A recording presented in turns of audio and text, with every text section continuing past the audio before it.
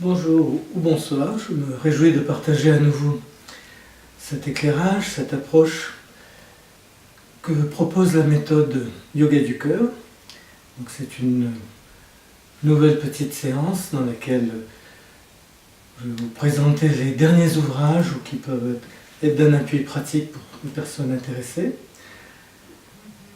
Auparavant, je reviens à cette importance de la science qui me nourrit au départ, ma formation on pourrait dire dans les maths physiques, et j'étais aussi impressionné des épisodes célèbres comme celui de Galilée, et le fondateur des sciences, bien connu, qui est René Descartes, bien connu en France notamment, puisque c'est son pays d'origine. Descartes disait quelque chose qui était une vérité répandue à son époque parmi ses pairs, c'était de dire que nos sens sont trompeurs, c'est-à-dire que nos sens nous renvoient une image trompeuse de la réalité, ne serait-ce du monde. Par exemple, nos yeux nous renvoient l'impression que la Terre est plate. Les sens sont trompeurs, et Descartes va plus loin, qu'un sens même comme l'intellect, la raison, est à la limite, puisque justement, parmi les arguments qui nous faisaient rejeter l'idée d'une Terre ronde, c'était que si la Terre était ronde, eh bien les gens de notre côté tomberaient d'une part, et puis les océans aussi verseraient. Alors c'est un exemple intéressant où on voit que la logique, la raison, est mise en défaut. Que ce qui nous saute aux yeux soit souvent trompeur, on le sait avec ce qu'on appelle les perspectives, avec les illusions, les mirages des formes. Et Galilée, de son côté, va se retrouver en butte avec le pouvoir dominant de l'époque, le pouvoir religieux, sur à peu près le même problème. C'est que pour nos yeux, pour chacun de nous, depuis notre maison, on a l'impression tous les jours que le soleil se déplace. Le matin, on le voit peut-être éclairer la cuisine et une autre pièce, et puis le soir, il est dans le séjour et une chambre. Et donc un observateur qui serait là dirait « bah oui, c'est bien le soleil qui bouge autour de ma maison qui est fixe ». Et Galilée se trouve avec une vérité nouvelle, qui est justement nouvelle pour l'époque, et dérangeante. C'est de dire que cette observation de bon sens ne correspond pas à la vérité de cette Terre qui finalement tourne autour du soleil en même temps qu'elle tourne sur elle-même. Alors du coup, la connaissance est souvent difficile, une connaissance aussi précise que celle qui est passée par Descartes, Galilée, Newton, et cette notion d'apparence trompeuse. On a aussi cet exemple de Christophe Colomb. On n'arrive pas à trancher le débat, ou ceux qui pensent que la Terre ne peut être que plate, et puis une intuition phénoménale, comme témoigne Christophe Colomb, de partir complètement à l'ouest, de s'éloigner des terres au risque de sombrer dans le vide, qui était la connaissance, ignorance de l'époque. Et là aussi, il nous renvoie au fait qu'une audace, une intuition, une persévérance sont capables de nous mener à des continents nouveaux. Donc là, on est dans le domaine des faits, de la matière, de la science, et si on transpose dans le domaine spirituel ou de la conscience, eh bien on va avoir les mêmes constats. À la fois que seule la connaissance a permis à la science de modifier la planète, les conditions de vie, la technologie, de rendre aujourd'hui banal le fait de communiquer à 10 000 km de distance, d'échanger des photos instantanément, alors que pour nos arrière-grands-parents, c'était de l'ordre de l'impossible. Et toujours dans le domaine de la spiritualité, les apparences trompeuses, les mirages, les choses qui s'opposent à la raison, eh bien, sont encore plus nombreuses. Et on n'est pas dans une science aussi exacte que les maths physiques. Donc du coup, dans le domaine spirituel, dans le domaine de la conscience, on va souvent confondre l'ego généreux, un ego des bonnes intentions, avec de l'amour, avec l'âme.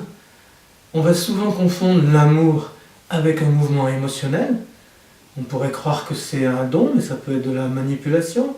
On pourrait croire que c'est de l'amour, mais c'est une personne qui essaye de sublimer son sentiment de culpabilité. On pourrait croire que c'est de la dévotion, d'amour, et en fait ça peut être un mouvement de possessivité affective. Donc les exemples sont nombreux, et ça n'est pas une question d'éthique, ça n'est pas une question de morale. Dans la spiritualité, on rentre dans la connaissance des lois, le fonctionnement des lois. des lois subtiles, mais des lois qui régentent la conscience, des lois qui fait que tous les jours dans nos relations, c'est bousculer, c'est bouger. Et quelque part, on ne peut pas tricher avec les apparences, parce que cette connaissance nous dit qu'on émet sans arrêt des énergies. On peut le comprendre aujourd'hui avec nos connaissances scientifiques, que la pensée est une énergie, elle n'est pas uniquement abstraite, mais notre émotionnel c'est aussi de l'énergie, on le comprend, hein, on voit bien cette énergie qui accompagne l'agacement, le découragement, l'abattement, la colère, la tristesse, la désespérance, ce sont des énergies de différentes polarités, mais ce sont des énergies. Puis il y a aussi l'énergie de la paix, de la sérénité, l'énergie parfois qui transparaît dans un regard. Alors quand on est dans l'idée de l'amour, mais que notre énergie est émotionnelle, c'est à ça que je voulais en venir, c'est là qu'on ne peut pas tromper l'univers, et que ce n'est pas une question de morale ou d'apparence, l'énergie qu'on émet, elle est authentique. Ces 3 chakras émettent leur énergie.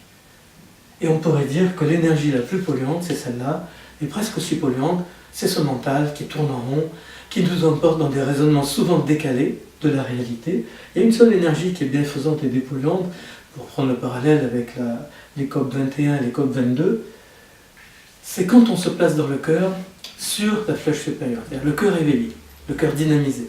Si on reste dans cette fragilité-là, on est gentil, mais on n'émet quasiment pas d'énergie capable de faire contrepoids à la pollution émotionnelle. La plus grande pollution, on pourrait dire, dans les relations, c'est ce qui est émise par notre émotionnel, nos pensées secrètes, etc.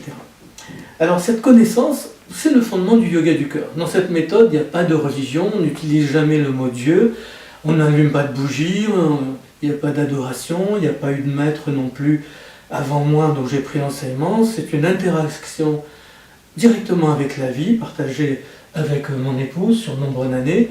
Et c'est cette connaissance de nous, chakra, connaissance de nous, les niveaux de conscience, qu'on expérimente et qui du coup peut nous donner un moyen de reprendre prise sur notre vie cette fois-ci. Hein. Le grand pari de Descartes, au début, c'était de dire qu'il existe des lois et qu'on a la raison capable de les saisir et que du coup on pourrait reprendre prise sur notre environnement. C'était ça la proposition de Descartes, qui était folle hein, à l'époque, surtout qu'on lui disait tout ça ça sert à rien, ce qui compte c'est la religion. Bon, il a réussi tant bien que mal avec d'autres à amener la science sur la scène de l'humanité, et effectivement cette connaissance qui n'arrête pas aujourd'hui, que ce soit l'équation d'Einstein ou autre, qui nous montre que quelque chose de mental peut déboucher sur l'énergie atomique, problème numéro 1 aujourd'hui, dans le domaine spirituel, cette connaissance peut nous permettre de reprendre les rênes, d'orienter différemment notre vie. Cette connaissance est aussi précise que dans la science physique, la science spirituelle, de qui fait quoi en moi. Est-ce qu'une pulsion de l'émotionnel me mène vers le bonheur? C'est souvent une illusion, et puis la vie va nous enseigner que non, c'est pas du bonheur, c'est un bof. Alors que si on suit l'intuition qui passe par le cœur éveillé, oui, on va sentir que ça nourrit une vérité en nous, et c'est cette expérience-là qui va nous mettre en chemin, et on utilisera aussi le mental d'une façon plus cohérente et non pas dominante, comme c'est le cas actuellement. Alors pour ceux qui veulent approfondir cette connaissance que propose le yoga du cœur, on pourrait dire que c'est presque un cheminement, une voie du cœur, une méthode d'épanouissement spirituel qui est laïque, au sens où elle n'est pas basée sur un Dieu. La seule chose qui est le moteur central, c'est est-ce que l'amour nous parle ou pas? Est-ce qu'on cherche à ressentir cet amour? Mais ce n'est pas de l'ordre de la croyance, c'est ressentir, vibrer, vivre. Donc pour ceux qui souhaitent approfondir, je présente les 2 derniers livres du yoga du cœur. Celui-ci est intitulé, sous-titré « Exercice facile ». Il propose beaucoup de petits exercices progressifs, le minimum de la méthode, puis plus on va vers la fin, plus on pourra arriver à des choses plus riches, plus complexes, à la fois pour les techniques, les compréhensions. Il y a même un petit conte de fées qui est revisité à la fin, qui m'a été inspiré dans une méditation, que j'ai renommé « Blanche-Neige et les 7 chakras »,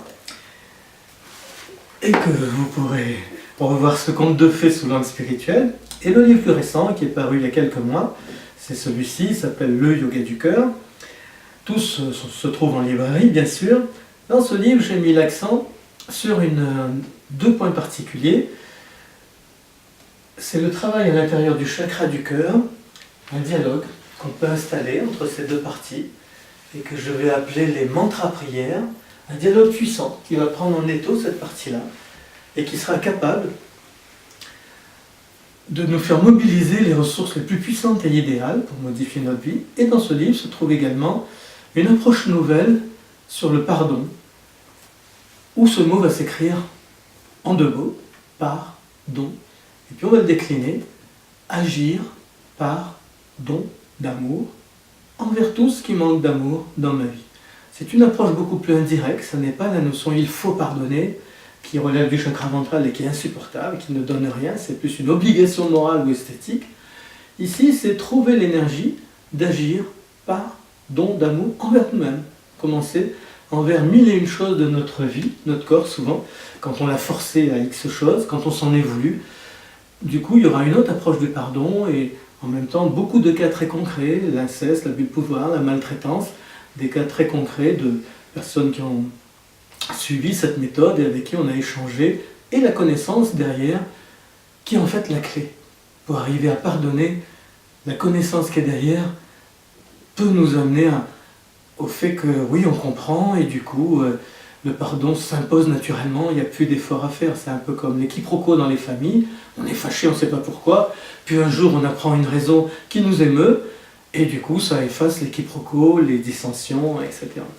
Donc dans ce livre, 2 parties principales, et à la fin cette nouvelle connaissance dans laquelle on va rentrer dans le détail, l'amour nous demande une nouvelle idée de lui, une nouvelle connaissance, et ce fonctionnement nouveau de l'amour, de la nature qui se rapprocherait beaucoup, je dirais, des avancées scientifiques. Ce concept de la nature, de l'univers, qu'on nous présente dans le cadre de l'écosystème, qui embrasse la totalité de la création, hein, l'écosystème c'est ça, et nous, selon notre degré de pollution, on ferait fondre donc la banquise au pôle Nord, où on contribuerait à cette dégradation. Eh bien, si on le transpose sur le plan spirituel, cet écosystème, la nature, cette fois-ci, ça serait cette intelligence d'amour qui maîtrise l'ensemble de la création, des relations de l'être humain. Et si on s'ajuste, quelque part, l'écosystème nous a renvoyé que notre mode de vie n'était plus viable pour l'humanité, qu'il fallait trouver autre chose. L'amour peut nous renvoyer aussi que notre mode de vie, basé pour l'instant beaucoup sur l'émotionnel et le mental, ne nous mène pas aux solutions qu'on cherche, nous mène plutôt à des impasses. Donc pour les personnes intéressées, ces 2 derniers ouvrages peuvent vous apporter l'éclairage que vous souhaitez. On va terminer avec juste une petite pratique qu'on a déjà faite. C'est à nouveau ces 2 mantras en demi-cercle. Je m'ouvre en confiance à l'amour, qu'on respire, et au-dessus, ou inverse, je m'ouvre à l'enseignement de l'amour. Et ce geste tout simple, c'est les chakras du cœur, les chakras des mains qu'on aligne sur le chakra du cœur, un geste qui doit rester souple et qui apporte notre attention, notre pensée doit descendre là. Du coup, on amène l'énergie de pensée une nouvelle fois, on combine l'énergie de la pensée à l'énergie chakra du cœur. Et du coup, on respire, et cette énergie lumière rose, je m'ouvre à l'enseignement de l'amour, je m'ouvre à la présence de l'amour, si on veut l'ajouter. De plus en plus, si on ose, on ressentira l'inspiration, l'inspiration d'âme, l'inspiration de notre soi amour. Et du coup, on va donner de plus en plus de puissance au chakra du cœur pour qu'il ose prendre le devant parmi les 3 chakras et nous permettre de modifier le cheminement de notre vie, le sillage de notre vie, et surtout de nous trouver nous-mêmes.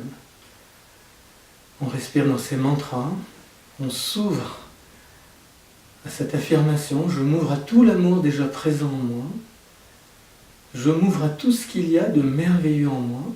Je le dis à voix haute, mais vous pouvez le dire à l'intérieur de vous silencieusement. Il faut justement concentrer cette énergie dans votre chakra du cœur. C'est ça qui va alimenter la dynamo chakra du cœur et lui permettre d'exister de plus en plus.